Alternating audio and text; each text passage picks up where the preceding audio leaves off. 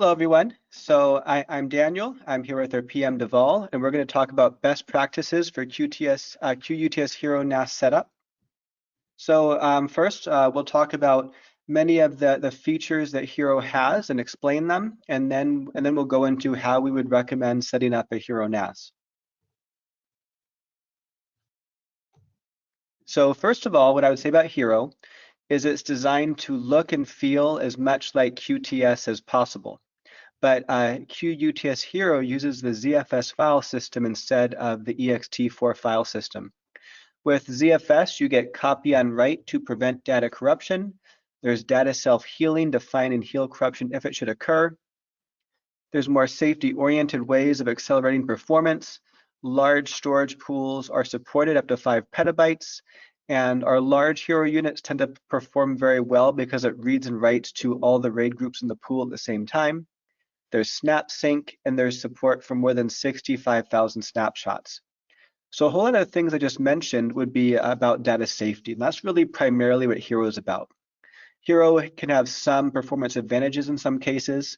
For some units, there's even some disadvantages for performance. It depends. In some cases, faster than QTS, some cases slower.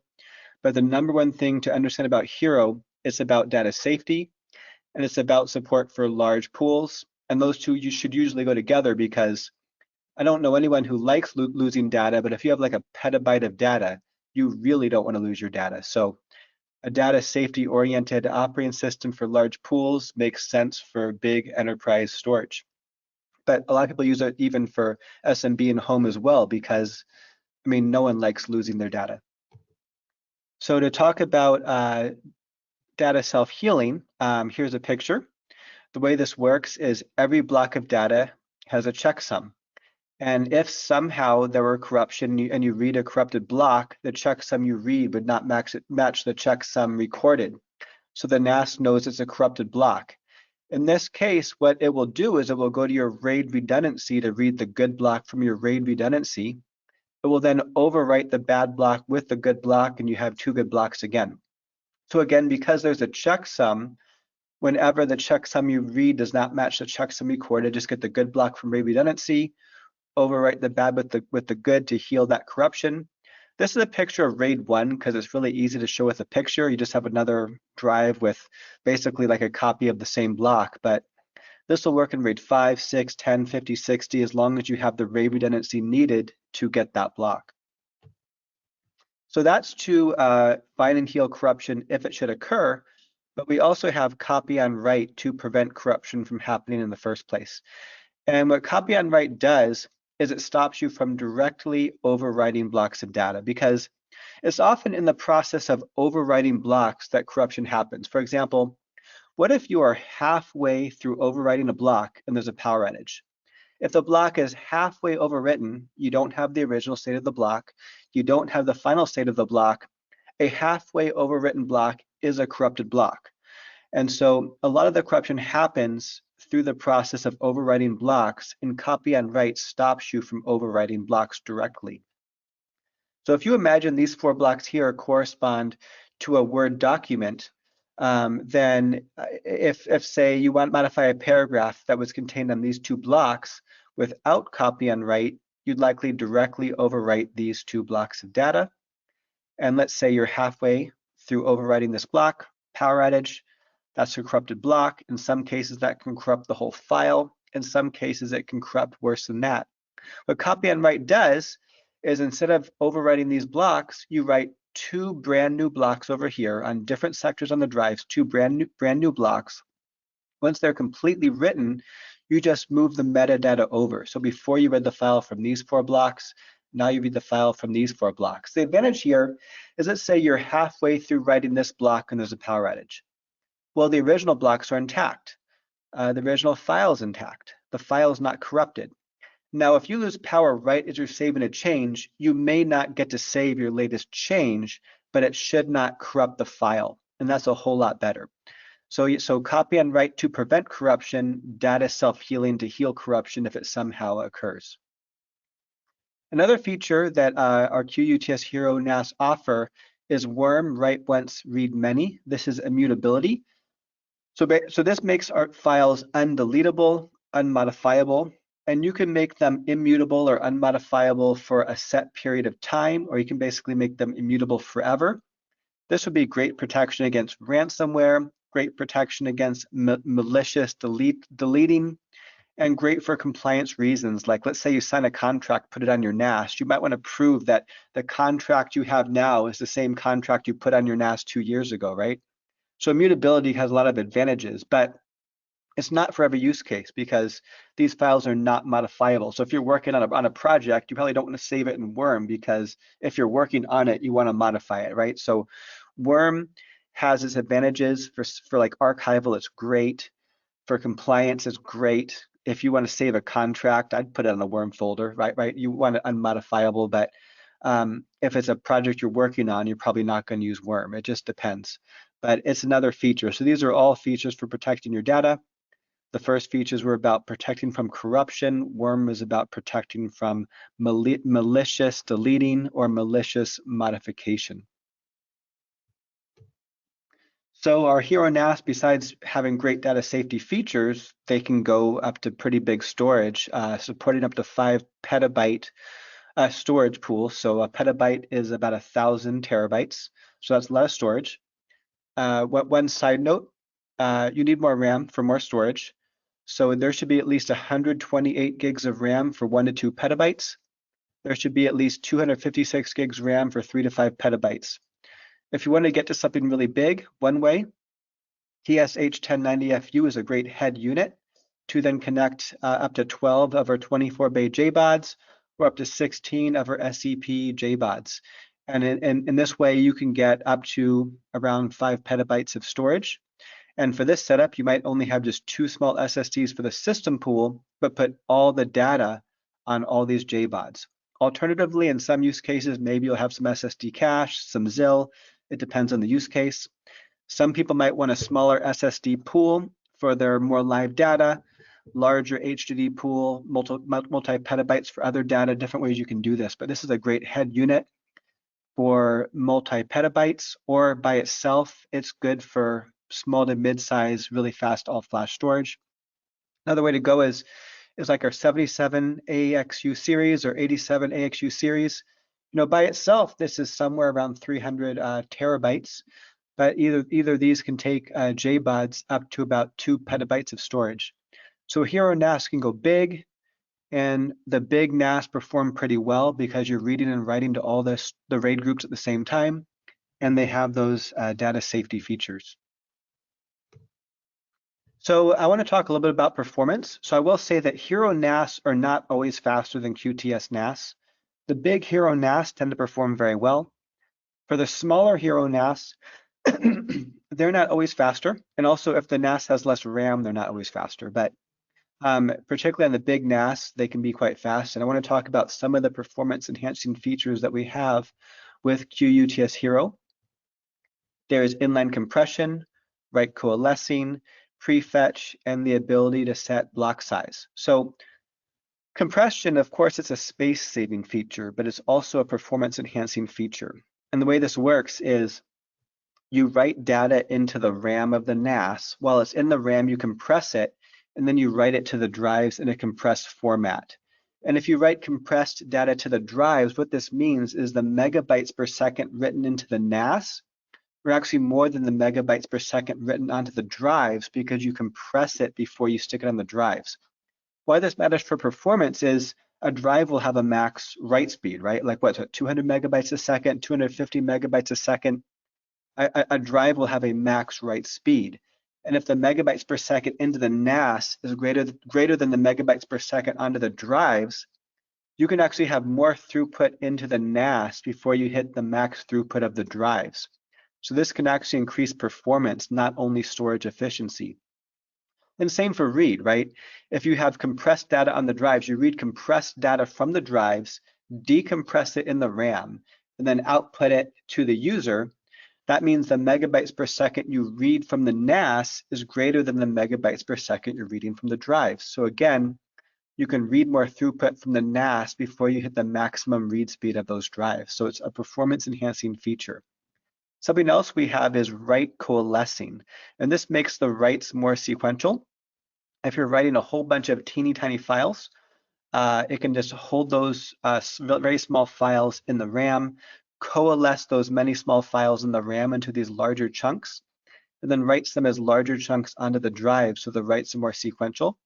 And more sequential writes will be faster writes. For just about every use case, you write sequentially at a faster speed than you write random writes. So it makes it more sequential, less random, takes less IOPS to do the writes, and drives just write better sequentially, especially HDDs. Also, if you were to choose a really small block size, it can really help those writes be faster when you have the small block size, but it really helps even with the large block size too. Another feature we have is prefetch, and that is to make the reads more sequential. It allows you to read asynchronously so that you can read from the drives in an order that is more sequential rather than the order data is demanded. An ability to set block size also can help you make the reads more sequential.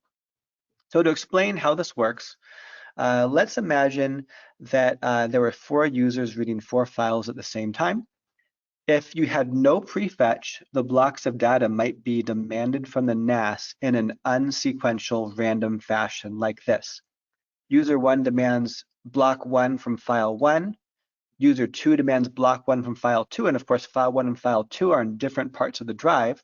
User 3 demands block 1 from file 3 in a different part of the drive. User 4 demands block 1 of file 4 in a different part of the drive. User 1 then demands block 2 of file 1. Every single block demanded from a different sector of the drive. And that means the blocks are being demanded from the NAS in a non-sequential order. What prefetch does is it can try to recommend a pattern of sequential access. It might notice that this user seems to be demanding blocks in this order. This user seems to be demanding blocks in this order. And it can predict, I think these blocks here are going to be demanded. I think these blocks here are going to be demanded. And then instead of reading this block, that block, that block, that block, it can read all these blocks sequentially, and a bunch of blocks here sequentially, a bunch of blocks here sequentially, a bunch of blocks here sequentially, makes the reads more sequential. Now, block size can do something similar.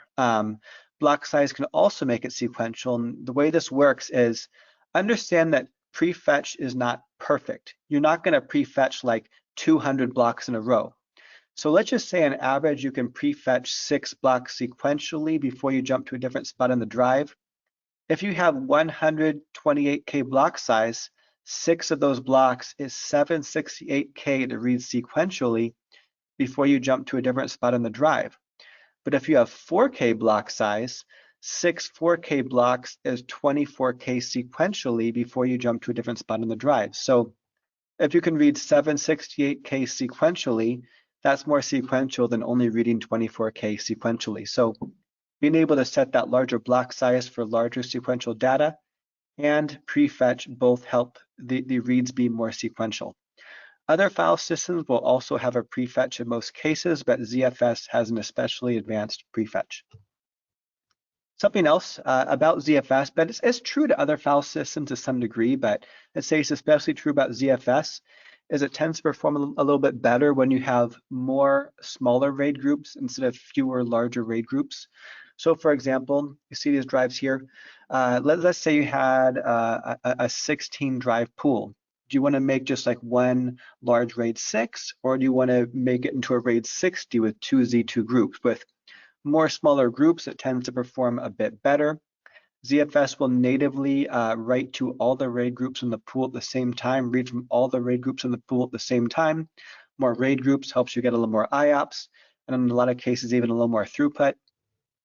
And that's something to keep in mind, particularly if you have a 16 bay, you want one RAID 6 or a RAID 60 with 2 subgroups. The RAID 60 will usually perform at least a little bit better.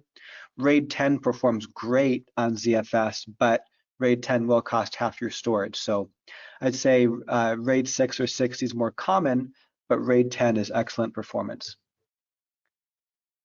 So when you do set up your Hero NAS, I'm going to recommend an SSD system pool.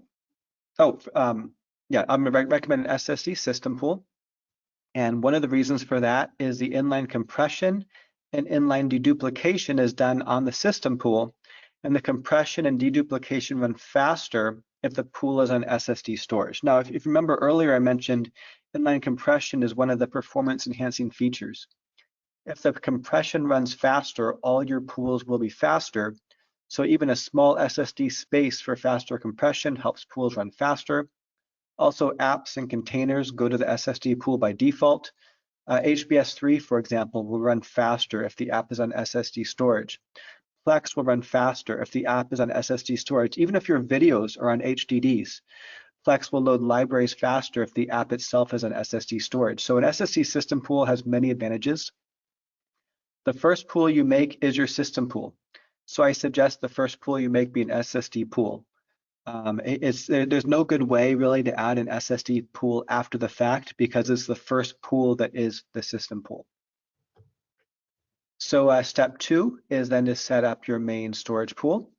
So I want to first mention though that if you have all SSD storage, you don't need a separate system pool because if the pool is already SSDs, then your system pool is already SSD. So it's fine to just have one large storage pool for everything for all flash storage.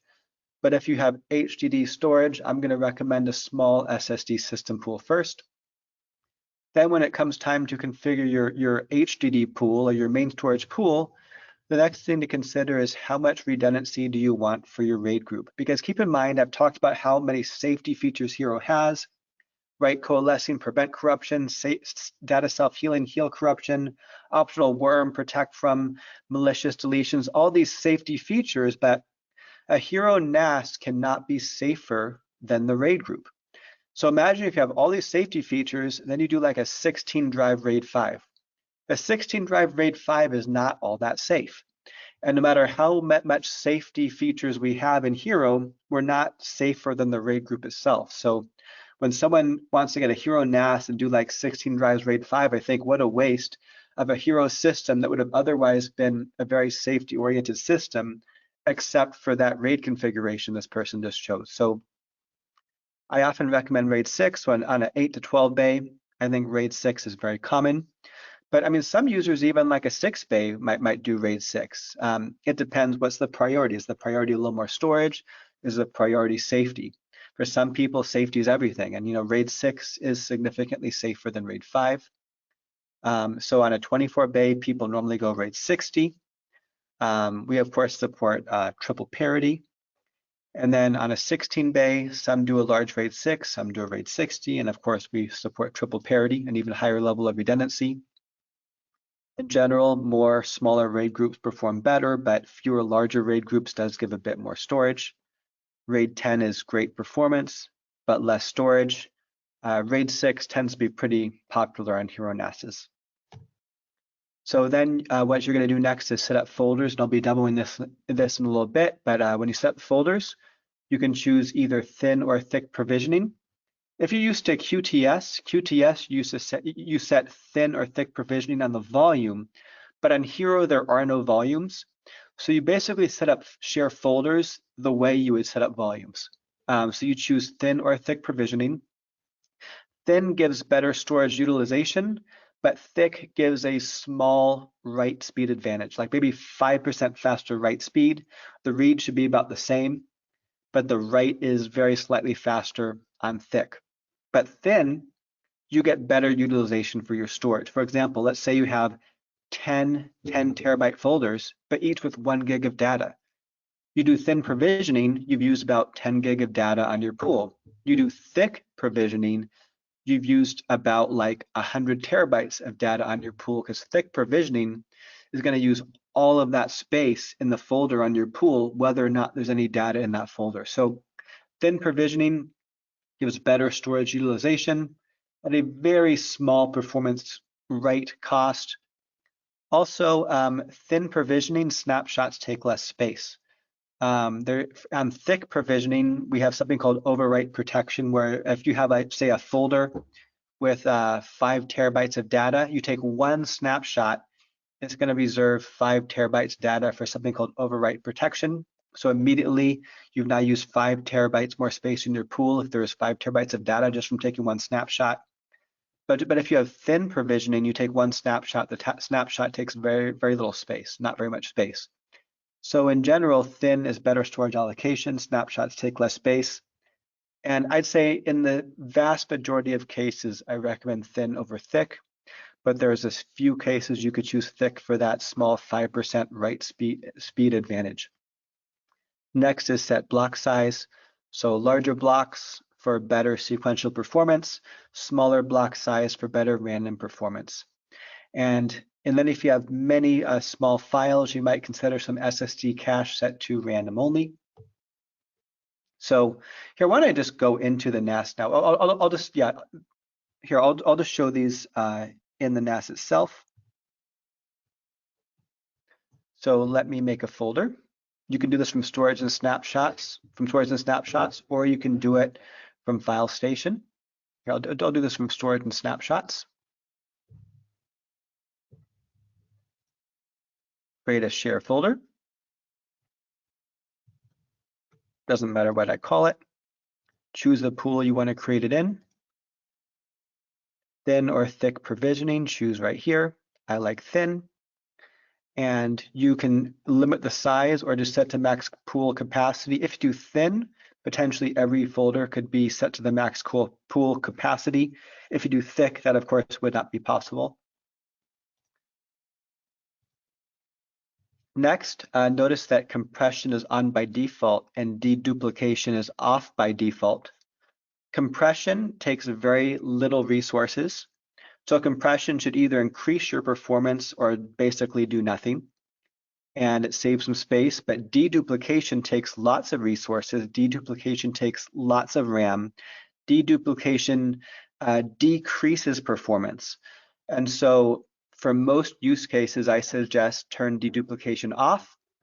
But cases where you might turn it on is if you have many VM images of like the same OS, deduplication can save a lot of space. So under that scenario, it might be worth it if you're willing to accept the performance cost, and if you have enough RAM. You need about 1 to 5 gigabytes of RAM per terabyte deduplicated data. But in a few situations, it might be worth it, but in most situations, I would suggest just leave it off. Next, ZIL synchronous IO is set to standard. And I think in every case I can think of, I'd suggest leave it on standard. This lets the application decide. Basically, for some use cases, it is necessary to do something called a synchronous write to keep your data safe.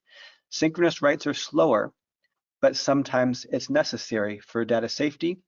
Other times it's not necessary, and the application should know when it is and is not necessary. So standard is let the application decide. Now you can force it to always do synchronous writes. What this means is you'll do the slower synchronous writes even when it's not necessary. So you're unnecessarily slowing yourself down. Or you can do none. It forces it to never do synchronous writes. And that means even when it's necessary to keep your data safe, it won't keep your data safe. So I think in every case I can think of, I'd say leave it on standard. Then you select the block size. So for larger files, larger block size, but for like VMware, maybe 32K. And in some cases, like a database, you might go as low as like 4K. Here's where you could select worm if you want. You could choose how long you want it to lock for, like retention, how many days, months, years, things like that. I'll turn worm off in this case. And yeah, choose access.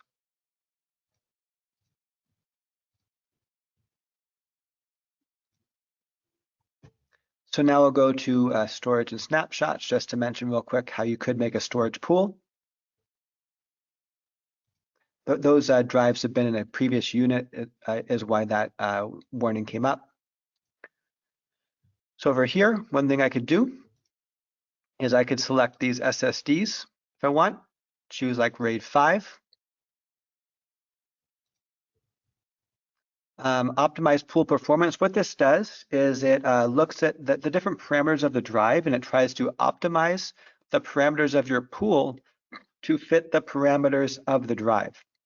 And this allows you to get a little bit better performance. If you want an analogy, one of our competitors, they started trying to force you to use their own proprietary drives. One of the things they advertise is if you use our proprietary drives, our pool, I think, was something like 15% faster.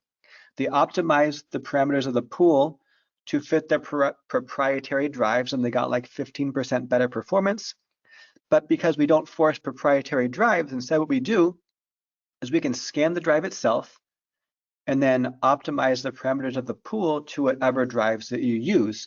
And so we can get a similar performance advantage, but with a wide variety of drives rather than force proprietary drives. So this will probably take like 20 minutes, but it makes your pool faster. Pool over provisioning. In ZFS, it's good to always have some free space in the pool, because if the pool got all the way filled, like, or let's say 90% filled, or like 95%, 99% filled, the data can start to get really fragmented, and that can lower performance. 10% over provisioning ensures that there's always free space in the pool. If you do thin provisioning, then even if you had no over provision, if all your folders were thinly provisioned, for a good amount of time, there probably will be significant space in the pool anyway, but I still think it's a good practice to turn this on. Next, I'm not going to actually make the pool now, so I'll just cancel this. We already have a pool. Next, I just want to show cache acceleration. You could do read only, or you can do read and write, and on the same SSD, or you can just do one or the other. Let's do read or write. So I could choose these two SSDs. I choose which folders do I want to apply the cache to. I can set to random IO or all IO. On Hero NAS, I almost always say random IO. There's a few reasons for this.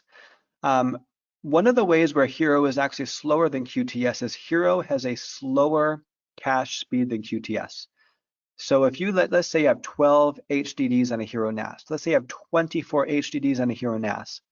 With 24 HDDs, we already can get HDD throughput, usually more than 2,000 megabytes a second if you have a 25 gig connection on a good NAS. The throughput of our cache is likely less than that. And so cache set to all IO, in a lot of cases, can actually slow down a Hero NAS. But if you set it to random IO, the cache can focus on the random reads, where the HDDs don't do that good anyway. And so cache set to random IO tends to work a lot better in most cases on Hero NAS, especially if you have a lot of drives in your storage pool.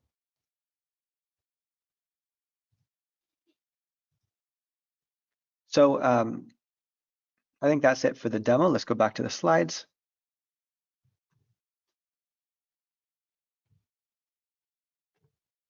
So let's talk a bit about ARC, L2 ARC, and ZIL. These are basically about cache settings. QTS Hero uses ARC RAM cache. So basically whatever amount of cache you have that isn't being used by something else, it can be used as RAM cache. It's very fast. It's not a particularly big cache, but if there's a certain, especially small bits of data you keep reading, the ARC RAM cache can make that a lot faster. But L2 ARC, that is SSD extension to your ARC cache. So whatever can't fit in the ARC RAM cache can then be fit in the SSD cache. It's a slower cache, but it can still be helpful. And the L2 ARC is the cache that I suggest is put on random only. L2 ARC set to random only can be pretty helpful. We also can have ZIL, which some people call that write cache. It's not like normal write cache, but ZIL is specifically there to help with the synchronous writes. As I mentioned earlier, for some cases, you need to do synchronous writes to keep the data safe. Synchronous writes are slower, but ZIL can make them faster than they would otherwise be. So they're still slower than asynchronous writes, but they're not as much slower as they would have been if you have ZIL SSDs. ZIL SSDs can significantly increase the synchronous write speed. And if those SSDs have power loss protection, they perform better for ZIL. When might you have synchronous writes? Well, in iSCSI, it's usually a mixture of synchronous and asynchronous writes. NFS, though, tends to be synchronous by default, so ZIL can make a big difference for NFS. If you're mapping SMB, in most cases, they're usually asynchronous writes, in which case ZIL would do just about nothing for that use case.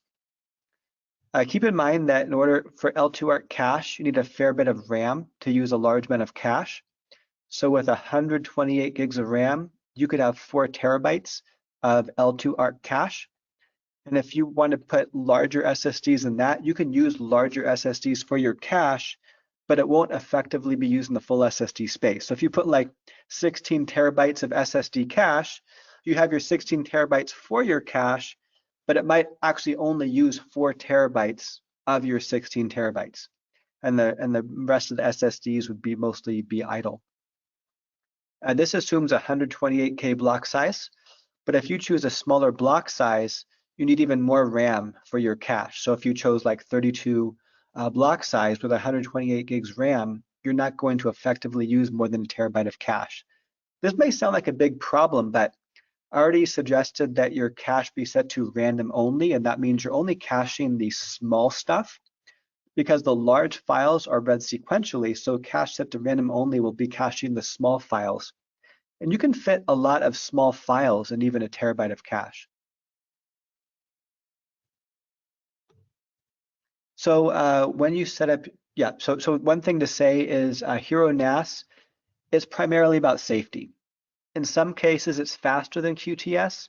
In some cases, it's slower than QTS. For the large NAS with lots of RAM, it can often be faster than a QTS NAS, but for a smaller NAS, it may not be faster, especially if you're trying to get that speed from SSD cache. SSD cache is likely not faster than QTS.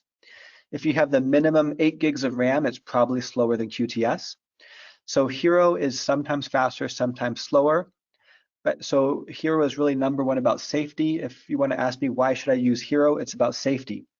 On the large units, it might be faster, but number one, it's really about safety. So if you get like a 473A with 8 gigs of RAM, that unit would most likely be faster on QTS and QUTS Hero. So if you do minimum specs for Hero, it's really not for speed, it's for safety.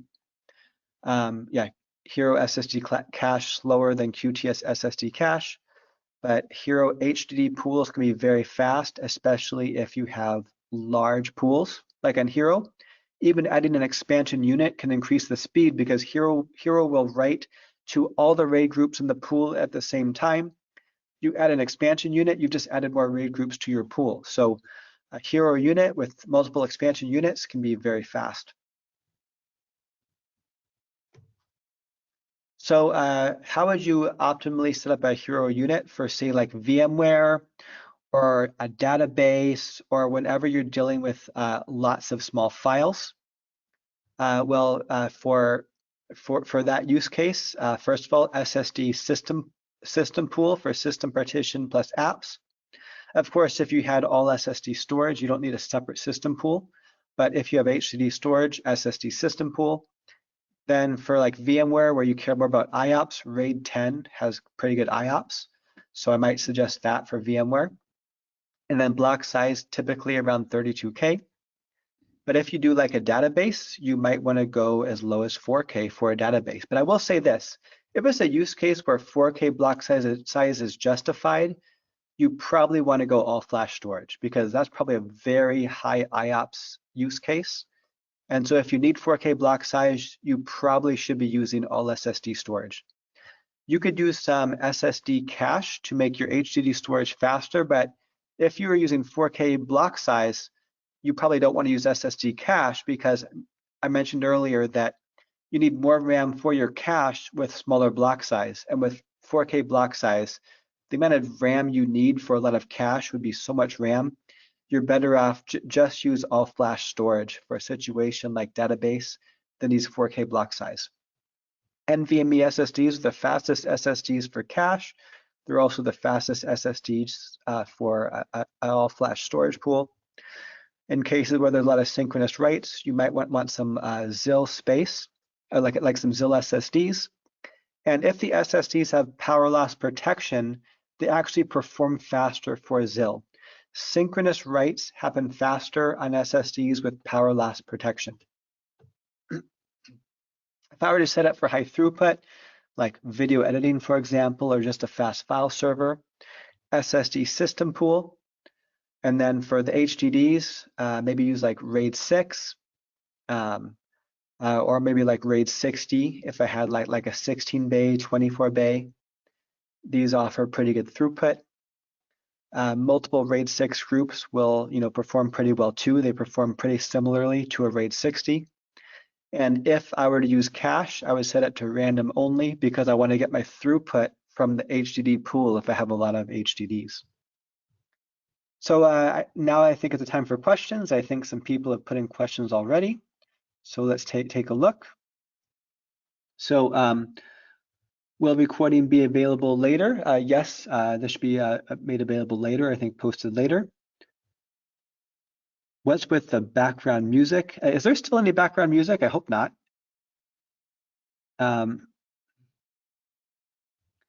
Fast clone for best performance. I mean, I think fast clone is, I believe, on by default. You can make it's kind of like make a copy of your file, like a clone of your file, and it barely takes any extra space, and you can do it really quick. I think you may as well just always leave fast clone on as an option. Someone else says, I've set folders as ascribed, and after connecting the network drives through QFinder on my Mac, I can only see the folders and some compressed files. I can't see standard files like JPEG.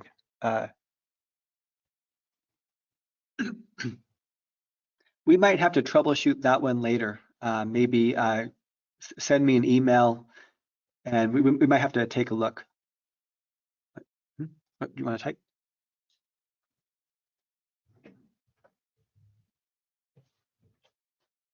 All right, looks like I've set up a folder as described, and after connecting the network drives through QFinder on my Mac, I only see only see folders and some compressed file. I don't see standard files like JPEG, movie, or document files. That shouldn't be the case. I've usually not seen such an issue.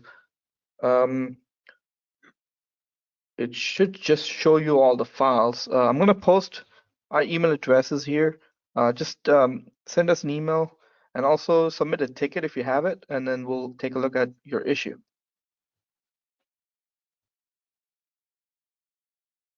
Okay, let's see next question. I can see all files through File Station. Okay.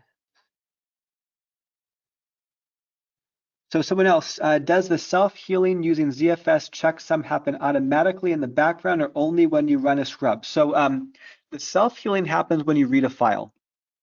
So if let's say you have a file and you don't read it for 2 years, it's not necessarily going to be checking that unless you do a scrub. So what I would suggest for ZFS is schedule RAID scrubbing like every 3 to 5 months so that every file, whether you read it or not, can have the corruption healed. With a scrub, if it finds corruption, it heals the corruption. But what self-healing does is when you read a file, it checks it right then and heals it right then if there's a problem. So even at ZFS, I do suggest RAID scrubs. On ext4, the default is RAID scrub every month. But on ZFS, I'll suggest every 3 to 5 months because ZFS has copy on write. So there's, you're less likely to get corruption. It's not as common. You don't need RAID scrubs as often, but even on ZFS, I will suggest a RAID scrub, like 3 to 5 months, because if you were to do no RAID scrubs and not read a file for like 2 years, then it wouldn't be checking that file for like 2 years. Let's see, I need to optimize my storage for video and photography editing. So let's say you have like a 12-bay NAS, 2 SSD system pool, 12 HDDs, RAID 6 storage, all the default settings, 128K block size, compression on, deduplication off, bin provisioning, and you should be pretty much good to go. Does self-healing use, oh, yeah, that's the same question. Is it automatically? Let's see. How is RAID 0 mode in Hero structured compared to QTS? I mean, RAID 0, first of all, I would never suggest RAID 0. But that said, the way this works is it will write, each drive is treated like its own RAID group, and it will just round robin write blocks of data to every drive as fast as it can in a round robin fashion, and then read from all the drives at once. It's fast, but there's no redundancy, and all that data self-healing. Data self-healing will not work in RAID 0 because with data self-healing, you have to be able to get the correct block from the RAID redundancy, and there's no RAID redundancy in RAID 0. So basically, every great thing I said about ZFS, pretty much, at least most good things I said about ZFS, does not really apply to RAID 0. Are there guidelines for a formula for RAID groups? How many drives, how many RAID groups in a JBOD?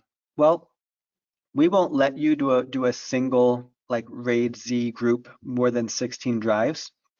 So if you have a 24 bay, you have to do like a RAID 60 or RAID 50, and I would suggest like a RAID 60. Or you could do like multiple triple parities, like you could do like two 12-drive triple parities. But what I typically suggest is like an 8 to 12 bay, do like a RAID 6, a 16 bay, do like a RAID 60, 24 bay, do like a RAID 60. Unless data safety is the number one, like unless you want to go really high in the data safety, then in a 12 bay, you could do like triple parity. On a 24 bay, you could do like 2 triple parity groups, and that's even safer. So it's about your priority, but in most cases, I tend to suggest a RAID 6 for 8 to 12 and a RAID 60 for 16 to 24 bay. Is there a QNAP specific calculator for RAID group throughput? I don't think we have it for throughput, but in terms of theoretical, 12 drives RAID 6 is theoretically 10 times the throughput of one drive, because in a 12 drive RAID 6, you are reading data from 10 drives and there's parity on 2 drives. So theoretical read speed is 10 times the throughput of one drive for 12 drives RAID 6, for example. But if you had 8 drives RAID 6, it's theoretically the throughput of 6 drives. When it comes to read speed, you have a really good CPU, we can sometimes get at least somewhat close to that. When it comes to write speed, because it's a little more IO intensive with the read modify write penalty, the write speed you get is a little bit less. So in theory, it still could be that for throughput, but you tend to get a little bit less on the write. So maybe like 12, let's say 12 drives RAID 6. Through 10 gig, what I hear is people can often get like about 1,000 megabytes a second read, which is pretty much max out 10 gig. But maybe you'll get like, 800 to 900 megabytes a second write, or maybe you're not quite maxing out 10 gig because write tends to be a little bit slower. But that's still pretty good to have 12 drives and almost max out 10 gig for the write and about max out 10 gig for the read. So that's about what I'd expect. If you have 24 drives RAID 60, what I'm seeing and hearing is people getting more than 2,000 megabytes a second if they have a 25 gig connection. And of course, you need a really fast workstation because you're also limited by the speed of the device connected to it. But more than 2,000 megabytes a second should be possible in a 24 bay RAID 60. As far as IOPS, a general rule of thumb is RAID 10 IOPS. For read IOPS, RAID 10, it's kind of IOPS of a drive times number of drives, at least in theory. But for write, IOPS of a drive times number of drives divided by 2 is like a rule of thumb. For RAID 5 is IOPS of a drive times number of drives divided by 4. For RAID 6, IOPS of a drive times number of drives divided by 6 for the write IOPS. Those are just rules of thumb, but I hope that's at least somewhat helpful. Are there benchmarks on performance impacts of deduplication? I don't have the numbers, but deduplication costs performance. It costs performance, it costs RAM. Also, I want you to know you don't get the RAM back when you turn off deduplication. So let's say you've run deduplication for the past 6 months. Your deduplication is now using like 60 gigabytes of RAM. If you turn off deduplication, you don't get that 60 gigabytes RAM back, because even if you turn off deduplication, you still need that RAM for what's been deduplicated already. And we don't have an undeduplicate feature, so you don't get the RAM back. If you want to undeduplicate to get the RAM back, what you have to do is make a new folder without deduplication, copy everything over to the new folder, then delete the deduplicated folder, and then you get the RAM back. So keep that in mind. You don't get the RAM back just by turning off deduplication.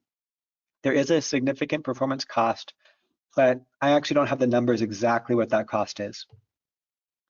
Oh yeah, am I describing video editing? So as far as the performance expected, that's typically what you might expect in like a Blackmagic speed test, but in general, video editing tends to be fairly sequential. So in general, editors tend to get pretty good throughput from like a 12 drive RAID 6, provided they have an SSD system pool and a good NAS with a good CPU. The CPU of a NAS matters for throughput. Do I recommend thin or thick provisioning for folder? Thin. Almost every case thin. In video editing, you typically need more throughput, and you need more read than write anyway. So typically a 5% write cost is usually not a big deal in video editing. And so I'll almost always recommend thin provisioning for video editing, and I'll almost always recommend thin provisioning for almost everything. Let's see, what is a limitation of 5 petabyte storage limit? Will we see higher than 5 petabytes? Well, right now we have a 5 petabyte software limit on the max pool size. Will we ever in the future make it larger? I don't know.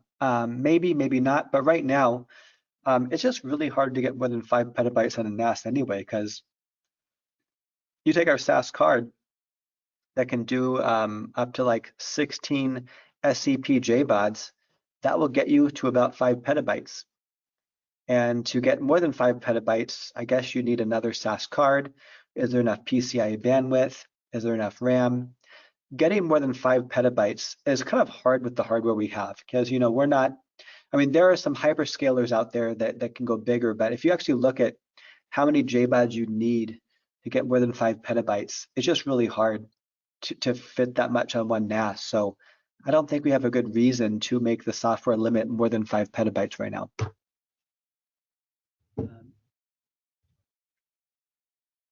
Where is your email address being shared? Well, I typed it in the comments. Just type it again. Okay.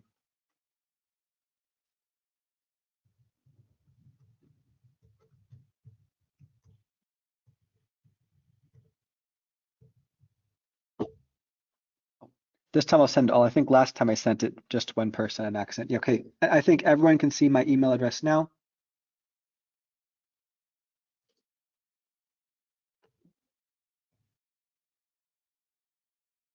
Is it possible to use RDMA to clients on high performance 25 gig, 100 gig networks? Well, we support ICER. Do we support any other kinds of RDMA, Deval? Well, we only certain cards we have RDMA support. So yeah, if you have that RDMA, we do support that. We do support that, but I don't have a list of the supported models that we have right now. But yeah, but basically you look at the support for the card itself. I believe our CX6 25 gig card, the one that ends with CX6, should support ICER RDMA because it's a smart NIC. So various cards would support RDMA, but not all of our cards. Same for 100 gig. When we talk about 100 gig, we have our really fast U.2 NVMe NAS. I don't think any of our NAS are going to max out 100 gig to a single user yet. But if you have maybe, like say 6-10 people accessing the NAS at the same time, the total throughput from the NAS on some of our NVMe units can get around 100 gig. We're probably not going to get 100 gig to a single user yet. In most cases, the SMB protocol is a single threaded protocol. A single file transfer to a single user, being single threaded, will use one CPU core for the SMB protocol. And with one CPU core, we're probably not seeing enough CPU power to max out 100 gig to a single user. But you throw a 100 gig card, it should be possible to be faster than 25 gigs, so there's still benefit to a single user. And of course, if you have many users accessing that NAS at the same time, the total could be around 100 gig on some of our fast NVMe NAS. Yeah, I turned off, I think this is about deduplication. I turned it off a while back. It had been on for a year or more. So I've lost RAM to that. How can I tell what's affected without going through all the folders and copying one by one, or did I misunderstand deduplication? So deduplication is turned on or off on a folder by folder basis. So basically, whatever has been used for deduplication will still be used for deduplication. But if you wanted that RAM back, you could make a new folder, copy data from your deduplicated folder, then delete your deduplicated folder. That's the only way to get the RAM back. If you're asking how to see specifically how much RAM is used by deduplication, I don't actually know unless Deval knows. Well, not for RAM, but you can see in the settings option for that folder how much information that deduplication is taking. I don't think it shows RAM information, it just shows you the savings information. But if you're looking for, if you have turned off deduplication, and it won't release the RAM, if that's what your question is. You have to actually, as Daniel mentioned, you have to copy your data over to the second folder and then delete the first folder to get rid of the RAM. Unfortunately, there's no way to clear the RAM deduplicated, whatever you have right now.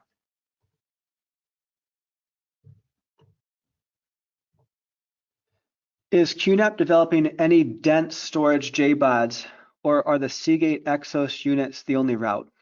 I actually don't have the information on what hardware we may or may not be. Well, we have the 24 bay that's we come out with. That's right now that's the largest one that we have planned. There's nothing currently in the works for larger than 24 bay, but the 24 bay is the largest one we have currently. Yeah, so if you want dense storage right now, the only option is that Seagate 84 bay. It's a great unit for dense storage, but yeah, that is currently the only way to go especially dense on a QNAP. The TSH 1090 is a great head unit to connect to like one or two of those Seagate 84 bays. It works great. Any recommendations on diagnosing SMB related issues? Occasionally deal with SMB drops from client machines, Mac OS. I think for that, we would just need a support ticket. Yeah, we do have a logging mechanism that what the support will have to, because we have to go through the SSH, and we recommend having support have you log in and go through the process of logging SMB issues. But yes, we do have some troubleshooting methods to log in information from SMB connections. Any consideration removing the 5 petabyte storage limit with the Seagate Exos JBODs high density? There's really no reason for us to remove that 5 petabyte limit, even with the 84 bay, because 84 drives is not enough for 5 petabytes. And we can connect up to 2 84 bays per NAS, but we want each 84 bay to be its own pool. That's just how we have it set up. Each not combining 2 in one pool. It adds a little extra safety, and we just decided we want it that way. And one 84 bay is not enough for more than 5 petabytes. Even 2 84 bays would not be enough for more than 5 petabytes. So the 84 bay doesn't really, there's no really reason to try to go above 5 petabytes, even with the 84 bay. How do you submit a ticket? It's at QNAP.com. If you click on support, there's a way to submit a ticket. Hi, I installed 2 M.2 of 1 terabyte to a 673A using QTS Hero. How can I set cache on the M2 units? Well, I would suggest you use the M2 for the system pool instead of cache, so that you can have faster inline compression, which makes all pools faster. And then whatever applications you run can also just run better because they run on the system pool. And a system pool for apps, VMs, containers, and faster inline compression is usually the better option on Hero. But if you want to use them for cache, you go to storage and snapshots, select cache, and configure them as cache. I demoed that earlier. When the video comes on, you can go back to where I demoed how to set up cache, but I'm going to suggest you use those for the system pool instead. Is there any way to migrate an existing system pool from an HDD pool to a newly installed SSD pool? We don't have a good way to do that, unfortunately. It's very hard to add an SSD system pool after the fact. So yeah, if that's it for the questions, thank you all for watching. If you have any more questions, I'll stay on. We'll stay on for a little bit longer. It looks like we've gotten through all the questions so far.